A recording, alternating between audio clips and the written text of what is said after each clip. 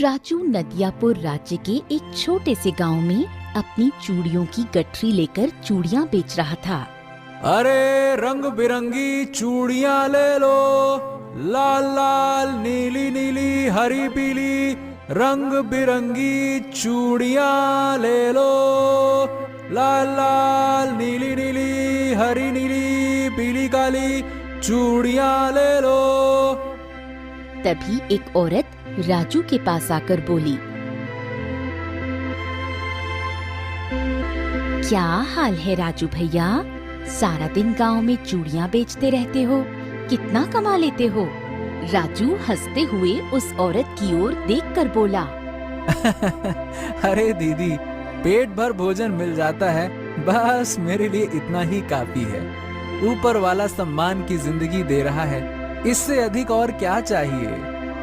हाँ, बात तो तुम्हारी सही है। अच्छा, वो लाल वाली चूड़ियां मुझे दिखाओ, देखने में तो बहुत सुंदर लग रही हैं। राजू लाल चूड़ियां उस औरत के हाथ में पकड़ाते हुए बोला, ये लो दीदी। कितने की हैं? आपके लिए सिर्फ एक आने की। यह सुनकर औरत बुरी तरह से चौंकते हुए बोली, अरे राजू, ये तो बहुत महंगी है। एक आने में तो 10 किलो गेहूं आ जाते हैं। अरे दीदी, वो सब छोड़ो, आप तो ये देखो, जब लाल चूड़ी पहनकर आप ऐसे खनन खनन खनन करते हुए निकलोगे ना, हाय हाय हाय हाय हाय, सारा गांव आपको देखता रह जाएगा बस। राजू की बात सुनकर उस औरत ने मुस्कुराते हुए एक आना राजू के हाथ में पकड़ा दिया। राजू खुश होते हुए अपने घर चला गया। घर पर राजू ने अपनी चूड़ियों की गठरी रखी ही थी कि तभी उसकी भाभी सुनीता राजू से बोली, आज कितने की बिक्री हुई है राजू? हाँ, सुबह से लेकर शाम तक सारे गांव में अपने चूड़ियों की गठरी लेकर ऐसे ही घूमता रहा भाभी।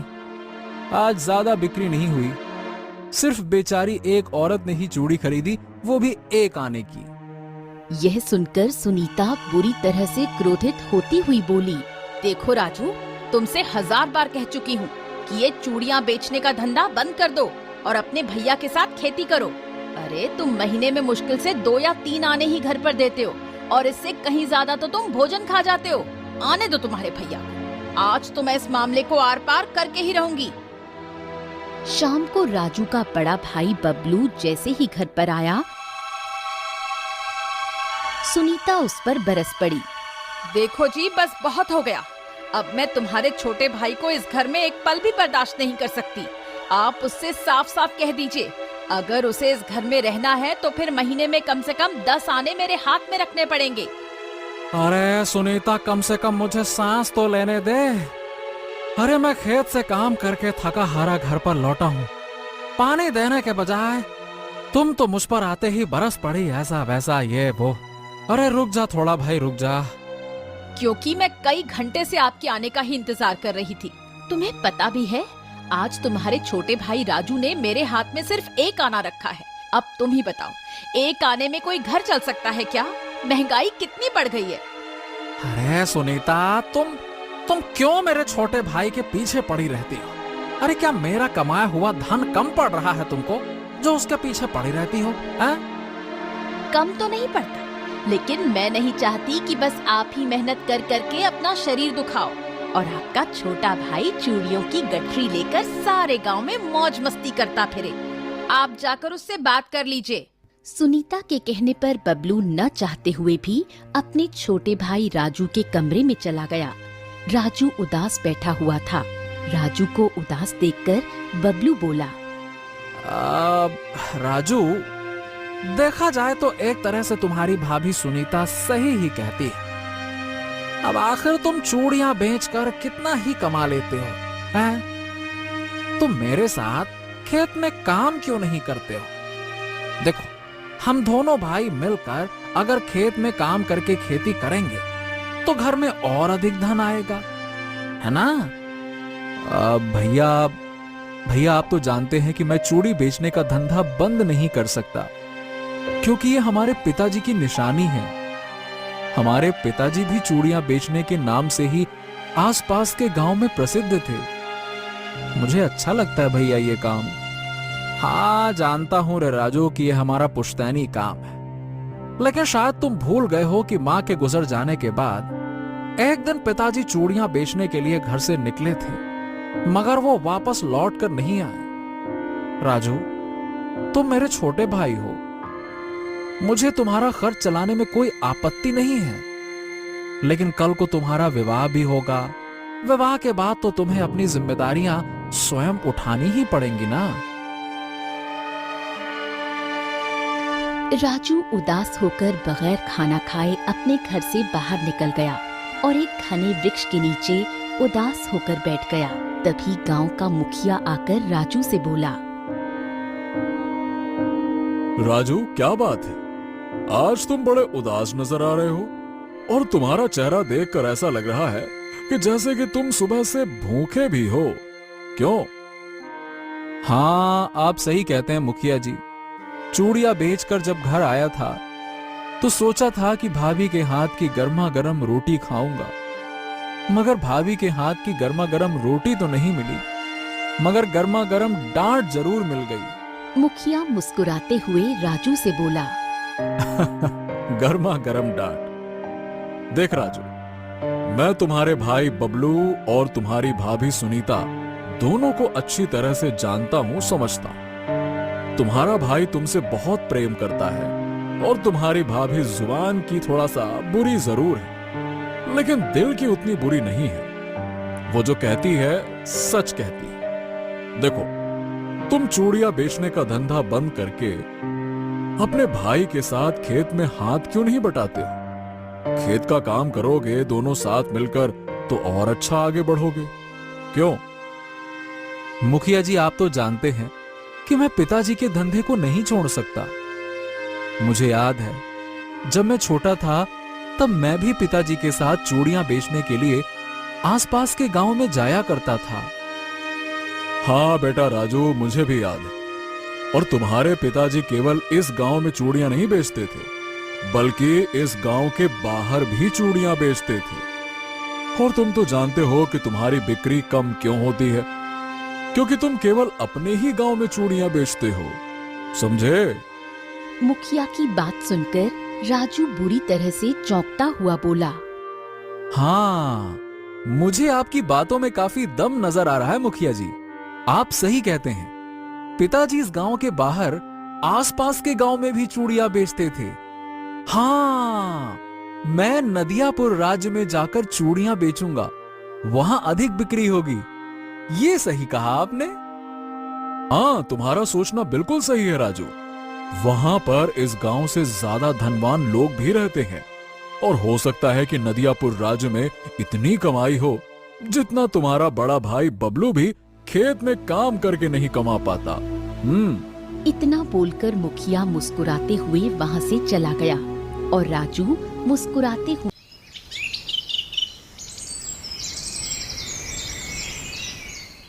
अगले दिन राजू अपनी गठरी उठाते हुए अपने भैया और भाभी से बोला, मैं चलता हूं भैया और भाभी। चलता हूं उससे क्या मतलब है? अरे भाई, तुम चूड़ियां बेचने ही तो जा रहे हो ना। आपने सही कहा भैया, मैं चूड़ियां बेचने ही जा रहा हूं, लेकिन अब मैं गांव में चूड़ियां नहीं बेचूंगा, बल्कि नदियापुर राज्य में जाकर चूड़ियां बेचूंगा। हाँ। ये क्या कह रहे हो तुम? नदियापुर राज्य का रास्ता यहाँ से 7 दिन के फासले पर है। तुम इतनी दूर चूड़ियां बेचने जाओगे? आपने सही कहा भाभी, आपको घर खर्च चलाने के लिए धन चाहिए ना, और ज्यादा धन मैं राज्य में ही चूड़ियां बेचकर कमा सकता हूँ। ठीक है, मैं जल्दी वापस लौट आऊंगा, जाता हूँ मैं। इतना बोलकर राजू चूड़ी की गठरी लेकर अपने घर से बाहर निकल गया।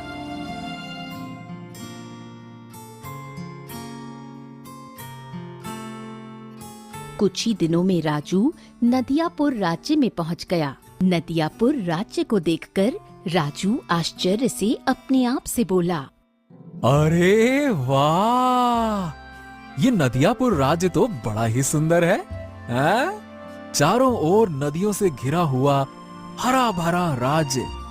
वाह, कितना सुंदर लग रहा है। मैं कहाँ कुएं के मेढक की तरह था, जो अब तक अपने गांव को ही पूरा संसार समझ रहा था। वाह वाह वाह वाह वाह। इतना बोलकर राजू नदियापुर राज्य के बाजार में आवाज लगाकर चूड़ियां बेचने लगा। रंग बिरंगी चूड़ियां ले लो, चूड़ियां चूड़ियां, नीली पीली हरी नीली नारंगी रंग बिरंगी चूड़ियां ले लो, चूड़ियां, नीली पीली हरी नीली रंग बिरंगी चूड़ियां ले लो। कुछ ही देर में राजू की आधी चूड़ियां बिक गईं।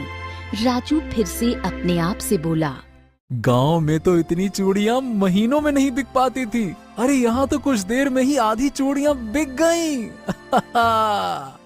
अब बाकी बची हुई चूड़ियां भी बिक जाएं तो फिर तो मजा ही आ जाए। तभी नदियापुर राज्य का एक व्यक्ति राजू से बोला, लगता है इस राज्य में नए हो भैया। हाँ सही कहा भैया, मैं यहाँ पहली बार आया हूँ। अरे अगर तुम्हें चूड़ियां बेचना है तो नदियापुर राज्य की नदी की ओर चले जाओ, वहाँ तुम्हारी सारी चूड़ियां बिक जाएंगी। ये कैसी बात कर रहे हो भैया, भला नदी के किनारे चूड़ियां कैसे बिकेंगी हैं? वो व्यक्ति हंसते हुए राजू की ओर देखकर बोला, अरे शायद तुम्हें नहीं मालूम, महाराज की इकलौती पुत्री राजकुमारी कुसुम अपनी सहेलियों के साथ नदी के किनारे घूमने के लिए आई हुई है। तुम्हारी सुंदर सुंदर चूड़ियां राजकुमारी कुसुम और उसकी सखियों को बहुत पसंद आएगी। अरे जाके दिखाओ तो सही। उस व्यक्ति की बात सुनकर राजू तुरंत नदियापुर राज्य की नदी की ओर चला गया। जहाँ पर राजकुमारी कुसुम अपनी सहेलियों के साथ बैठी हुई थी। राजू के पास इतनी सुंदर सुंदर चूड़ियां देखकर राजकुमारी राजू की ओर देखकर बोली, क्या नाम है तुम्हारा? तुम्हारे पास तो बहुत ही सुंदर सुंदर चूड़ियां हैं। मेरा नाम राजू है राजकुमारी जी। अगर आप इन चूड़ियों को पहनोगे तो आप बहुत अधिक सुंदर लगोगे। ठीक है, जिस रंग की चूड़ी मुझे मेरी कलाई पर अच्छी लगेगी मैं वही चूड़ी तुमसे खरीद लूंगी, वो भी तुम्हारी मुंह मांगी कीमत पर। इतना बोलकर राजकुमारी ने कलाई आगे की ओर कर दी और बोली, अपने हाथों से मुझे चूड़ियां पहनाओ राजू चूड़ी वाले। राजू राजकुमारी को चूड़ियां पहनाने लगा। कुछ ही देर में राजू ने एक एक करके राजकुमारी को सारी चूड़ियां पहनाकर देख ली, मगर राजकुमारी को कोई भी चूड़ी पसंद नहीं आई। तुम्हारी चूड़ियां अच्छी हैं राजू चूड़ी वाले, लेकिन जो चूड़ी मुझे चाहिए वो चूड़ी तुम्हारे पास नहीं है और ना ही वो चूड़ी तुम्हारे पास हो सकती है। तभी राजकुमारी की एक सहेली राजू को सोने के 5 सिक्के देते हुए बोली, राजू चूड़ी वाले ये सारी चूड़ियां मुझे दे दो। राजकुमारी को जो चूड़ी पसंद है वो तुम नहीं ला सकते। राजू ने 5 सोने के सिक्के खुशी खुशी अपनी जेब में रख लिए और वो चूड़ी की गठरी राजकुमारी की सहेली को देता हुआ राजकुमारी से बोला, ऐसी कौन सी अनोखी चूड़ी है जो आपको पसंद है राजकुमारी? आप मुझे बताइए, वो चूड़ी मैं आपके पास जरूर लेकर आऊंगा। तो फिर मेरी बात ध्यान से सुनो राजू चूड़ी वाले। जब मैं छोटी थी तब मैं अपनी माँ के साथ इस नदी के किनारे बैठी हुई थी। तब तुम्हारी ही तरह दिखने वाला एक चूड़ी वाला मेरी माँ को चूड़ियाँ बेचने के लिए आया था। मेरी माँ ने वही चूड़ी उस चूड़ी वाले को लाने के लिए कहा था और उस चूड़ी वाले ने वचन दिया था कि वो चूड़ी मेरी माँ को जरूर पहनाएगा, मगर वो आज तक वापस नहीं आया और मेरी माँ उसका इंतजार करते करते चल बसी। अब देखिए, हो सकता है कि उस चूड़ी वाले की कोई मजबूरी रही हो जो वो वापस नहीं आ सका हो, लेकिन आप मुझे तो बताइए कि आखिर वो अनोखी चूड़ी किस प्रकार की है और वो कहाँ मिलेगी। मैं वो चूड़ी आपको जरूर भेंट करूंगा। ये एक खास किस्म की चूड़ी है जो दिन के प्रकाश में भी सोने के पानी की तरह चमकती है। कहते हैं कि उस चूड़ी के बारे में नदियापुर राज्य के घने जंगल का एक साधु ही जानता है, जो एक गुफा के अंदर तपस्या में लीन है। ठीक है, मैं आपको वचन देता हूँ राजकुमारी जी, अब जब भी मैं नदियापुर राज्य लौटूंगा वो चूड़ी हासिल करके ही लौटूंगा। अगर तुम वो चूड़ी हासिल करने में कामयाब हो गए राजू चूड़ी वाले, तो मैं तुम्हें इतना धन दूंगी कि तुम्हारी आने वाली 7 नस्लों को भी चूड़ी बेचने की आवश्यकता नहीं पड़ेगी। वो अपना सारा जीवन ऐशो आराम से व्यतीत करेंगे। राजकुमारी की बात सुनकर राजू मुस्कुराता हुआ नदियापुर के घने जंगल की ओर चल दिया। वो जंगल के काफी अंदर चला गया। राजू के पैर बुरी तरह से थक चुके थे। तभी जंगल में भयंकर वर्षा होने लगी। वर्षा को देखकर राजू अपने आप से बोला, अरे मैं तो जंगल में काफी अंदर तक निकल आया हूँ, लेकिन कोई गुफा मुझे दूर दूर तक नजर नहीं आ रही। ऊपर से बारिश भी होने लगी। अरे मुझे बारिश से बचने के लिए कोई ठिकाना ढूंढना होगा। राजू बारिश से बचने के लिए इधर उधर देखने लगा।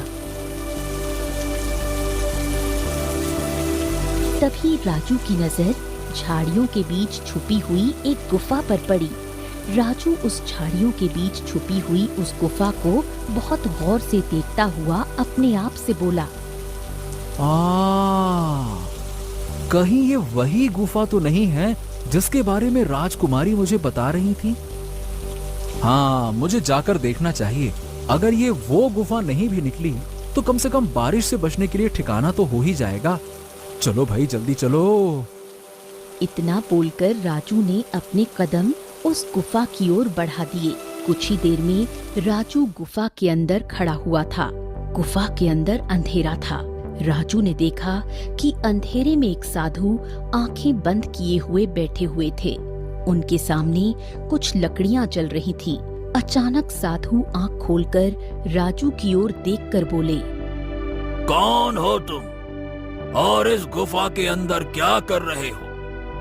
क्या तुम्हें नहीं पता ये जंगल रहस्यों से भरा पड़ा है? अब मेरा नाम राजू है साधु महाराज, और मैं चूड़ी बेचने का व्यापार करता हूँ। मैं एक ऐसी अनोखी चूड़ी की तलाश में आया हूँ जो दिन के उजाले में भी सोने के पानी की तरह चमकती है।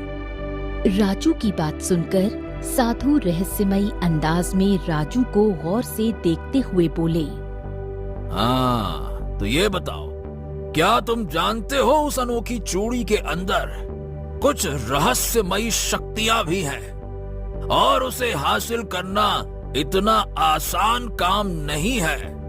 नहीं साधु महाराज, मैं नहीं जानता कि उस अनोखी चूड़ी में कौन सी रहस्यमयी शक्तियां हैं, और मैं जानना भी नहीं चाहता। मैंने तो बस राजकुमारी कुसुम को वो चूड़ी भेंट करने का वचन दिया है। मैं बस उस वचन को पूरा करना चाहता हूँ। मैं इतना ही जानता हूँ। हाँ, तो फिर ध्यान से सुनो। यहाँ से कुछ दूर पर एक झरना बहता है।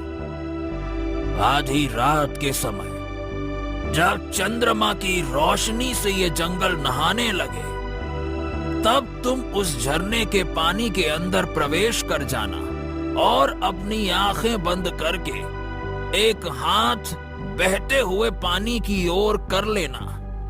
अगर तुम्हारे मन में कोई कपट और लालच नहीं होगा तो वो चूड़ी स्वयं तुम्हारे हाथ में आ जाएगी। मगर याद रखना, अगर तुम्हारे मन में जरा सा भी लालच या किसी के लिए क्रोध या द्वेष हुआ तो वो झरने का पानी तुम्हें उसी समय पानी के अंदर डुबो देगा। ठीक है साधु महाराज, ठीक है साधु महाराज।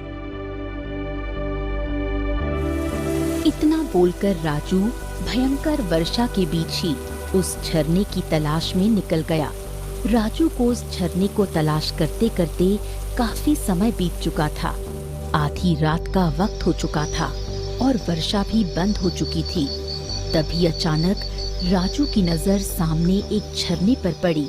राजू ने देखा कि आसपास का सारा जंगल चंद्रमा की रोशनी से नहाया हुआ था।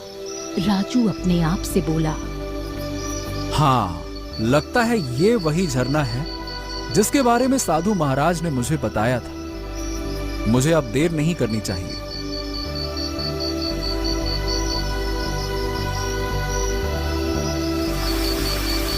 राजू उस झरने के पानी के अंदर प्रवेश कर गया और अपनी आंखें बंद करके एक हाथ झरने के पानी की ओर कर लिया। अगले ही पल झरने की कुछ बूंदों के साथ एक सुनहरे रंग की अनोखी चूड़ी राजू के हाथ में आ गई। राजू ने तुरंत आंखें खोल ली। अरे वाह! ये तो वाकई अद्भुत, चमत्कारी और अनोखी चूड़ी लगती है। हाँ, मुझे अब इस अनोखी चूड़ी को राजकुमारी को भेंट कर देना चाहिए, जैसा कि मैंने उन्हें वचन दिया था। चल राजू, अब वचन पूरा किया जाए। इतना बोलकर राजू उस झरने से बाहर आ गया। झरने से बाहर राजू कुछ कदम दूर ही चला था कि अचानक उसके कानों में एक व्यक्ति की कड़कदार आवाज टकराई। वहीं पर रुक जाओ लड़के, अगर एक कदम भी आगे बढ़ाया तो तलवार से तुम्हारी गर्दन काट कर धड़ से अलग कर दूंगा। राजू ने जैसे ही पीछे पलट कर देखा तो सामने एक डाकू मुंह पर कपड़ा ढके हुए राजू को घूर रहा था। राजू उस डाकू को देखकर डरते हुए बोला, कौन हो तुम? मेरा नाम मंगल सिंह है, मैं इस जंगल का डाकू हूँ। चल बेटे, वो चूड़ी मेरे हवाले कर दे। ला। नहीं, मैं चूड़ी तुम्हारे हवाले नहीं करूंगा। तभी डाकू मंगल सिंह ने अपनी तलवार निकाल ली और राजू को डराते हुए बोला, अच्छा तो चल बेटा, सीधी तरह से मेरे साथ चल। चल। राजू हाथ जोड़ता हुआ डाकू मंगल सिंह से बोला, मैं तुम्हारे हाथ जोड़ता हूँ डाकू मंगल सिंह, मुझे जाने दो। और मैंने जो अनोखी चूड़ी बड़ी मुश्किल से हासिल की है, उसे मुझसे मत छीनो। मैं वो अनोखी चूड़ी राजकुमारी कुसुम को भेंट करना चाहता हूँ। बकवास बंद कर और चल सीधे तरह से मेरे साथ। अब अगर तूने कुछ भी चू चपड़ की तो मैं नहीं, मेरी तलवार तुझसे बात करेगी। सीधा गर्दन धड़ से अलग हो जाएगी, तेरा सर जमीन पे मिलेगा, समझा? चल मेरे साथ। राजू के पास डाकू मंगल सिंह की बात मानने के अलावा और कोई चारा नहीं था। राजू चुपचाप डाकू मंगल सिंह के साथ साथ चलने लगा। डाकू मंगल सिंह राजू को जंगल की घनी झाड़ियों से ले जाता हुआ एक झोपड़ी की ओर ले गया और बोला, सीधी तरह से झोपड़ी के अंदर घुस जाओ। जाओ। देखो, अगर तुम मुझे मारना चाहते हो तो इसी समय मार सकते हो, परंतु मैं अपने जीते जी वो चूड़ी तो तुम्हारे हवाले नहीं करूंगा। अरे मूर्ख, वो चूड़ी तुम्हारी जान से बढ़कर नहीं है। जो मैं कहता हूं वो करो, इस झोपड़ी के अंदर घुस जाओ। जाओ। राजू चुपचाप झोपड़ी के अंदर घुस गया।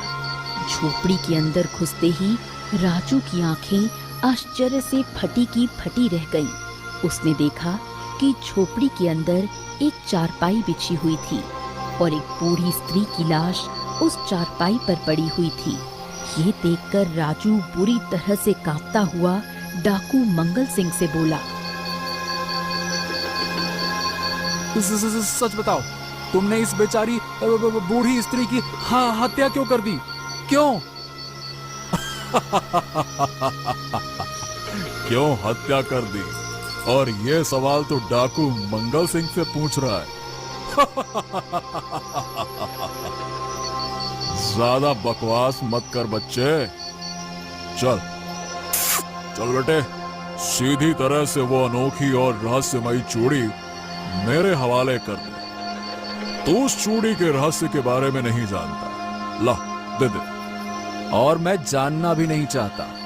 तभी डाकू मंगल सिंह तलवार लेकर राजू के नजदीक आकर बोला, हाँ तो मैं तुझे अब आखिरी मौका देता हूँ। इसके बाद मैं तुझ पर तरस नहीं खाऊंगा।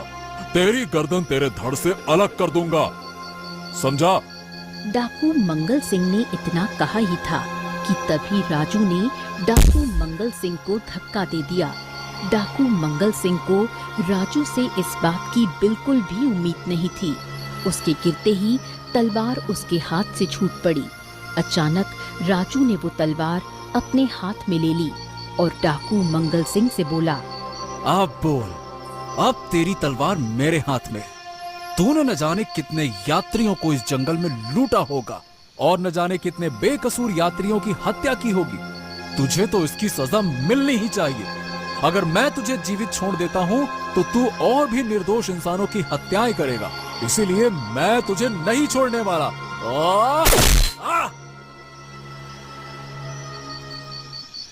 अचानक राजू की आंखों के सामने उस झोपड़ी के अंदर काला धुआं फैलने लगा और रंग बिरंगी किरणों के साथ वहां का दृश्य दूसरे दृश्य में परिवर्तित हो गया।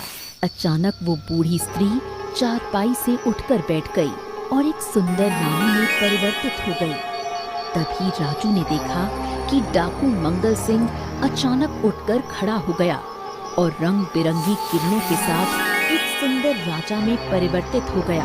ये देखकर राजू आश्चर्यचकित होकर उस राजा की ओर देखकर बोला, आखिर ये कैसा चमत्कार है राजन? कुछ देर पहले तो आप डाकू मंगल सिंह थे और ये सुंदर स्त्री एक बूढ़ी स्त्री थी जो कि मरी हुई थी। तुम्हारा बहुत बहुत धन्यवाद। तुम्हारी वजह से मैं और मेरी पत्नी श्राप से मुक्त हो गए। मतलब मैं कुछ समझा नहीं। चलो मैं समझाता हूं। बरसों पहले मैं अपनी पत्नी को इस जंगल की सैर कराने के लिए लाया था। तभी मुझे उसी झरने के पास, जहां पर तुम मुझे मिले थे, तुम्हारे ही जैसा दिखने वाला एक व्यक्ति मिला। मैंने उस व्यक्ति को चोर समझकर पकड़ लिया। वो व्यक्ति मेरे सामने गिड़गिड़ाता रहा कि वो चोर नहीं है, उसने कोई चोरी नहीं की, परंतु मैं नहीं माना और मैंने तलवार से उसकी गर्दन अलग कर दी। तभी वहां पर एक साधु प्रकट हुए और उन्होंने मुझसे कहा कि मैंने एक निर्दोष की हत्या की है। उन्होंने मेरी पत्नी को एक मरी हुई बूढ़ी स्त्री में परिवर्तित कर दिया और मुझे डाकू में परिवर्तित कर दिया और कहा कि मैं अपनी पत्नी का बूढ़ा मरा हुआ रूप रोज देखूंगा और डाकू के रूप में ही इस जंगल में भटकता रहूंगा। यही मेरी सजा है। मैं साधु के सामने बहुत रोया, गिड़गिड़ाया, माफी मांगी, क्षमा मांगी, सब कुछ किया। कुछ देर बाद आखिरकार साधु को मुझ पर तरस आ ही गया और उन्होंने मुझसे कहा कि जिस दिन कोई मन का सच्चा व्यक्ति इस जंगल में आएगा और झरने से उस अनोखी चूड़ी को हासिल कर लेगा, तब तुम समझ जाना कि वही व्यक्ति तुम्हारे श्राप को तोड़ सकता है।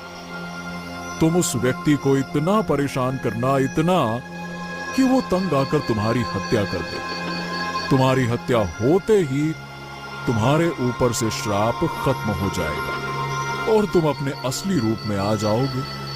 बस यही बात है। अच्छा, तो इसीलिए आप मुझे तलवार की नोक पर इस झोपड़ी तक लेकर आए थे। ये बात है। हाँ, बिल्कुल तुमने सही कहा। मैं तब से उस झरने के आसपास ही भटक रहा था, शायद तुम्हारे ही इंतजार में था। इतना बोलकर राजा अपनी सुंदर पत्नी को लेकर वहां से चला गया और राजू वो अनोखी चूड़ी लेकर सीधे नदियापुर राज्य के महल के अंदर गया। महल के दरबार में राजकुमारी कुसुम अपने पिता के साथ बैठी हुई थी।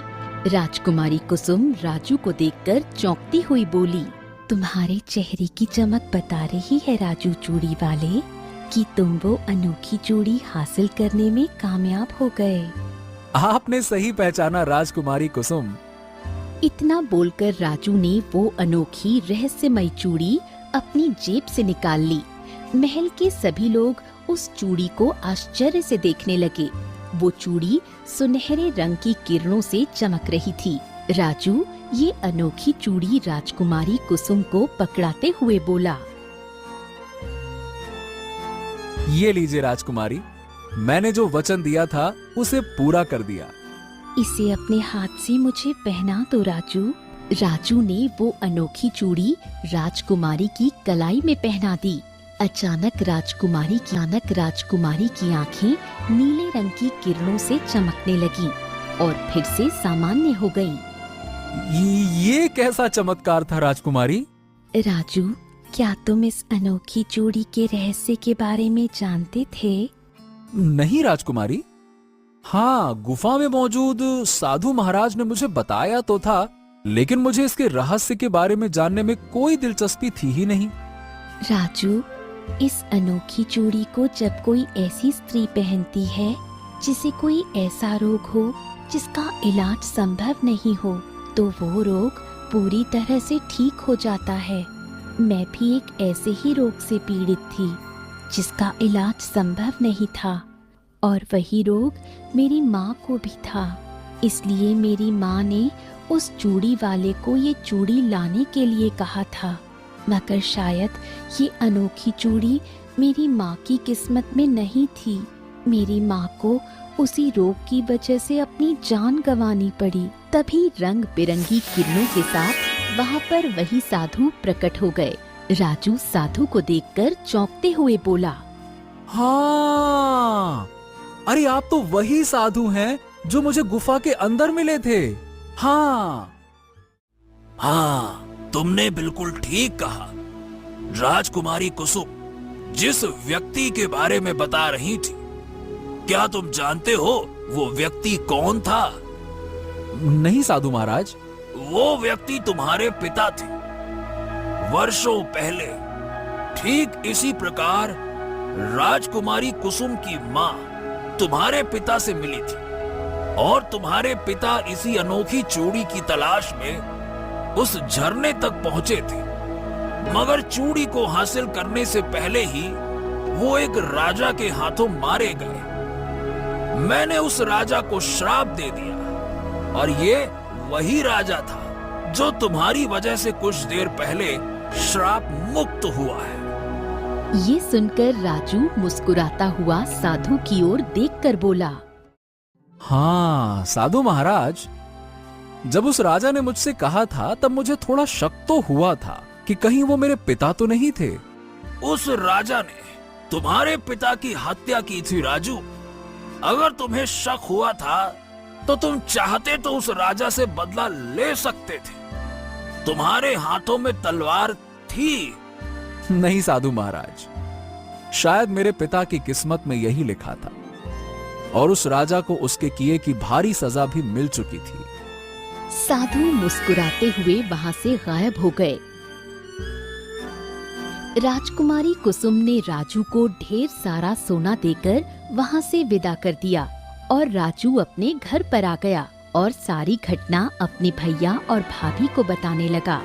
इतना ढेर सारा सोना देखकर राजू की भाभी सुनीता बोली, मुझे माफ कर दो राजू, मैं अब तक तुम्हारी चूड़ी बेचने के धंधे को बुरा भला बोलती चली गई, लेकिन तुम्हारी वजह से आज हम सब इतने धनवान हो गए कि अब हमारी 7 पुश्तों को भी काम करने की आवश्यकता नहीं पड़ेगी।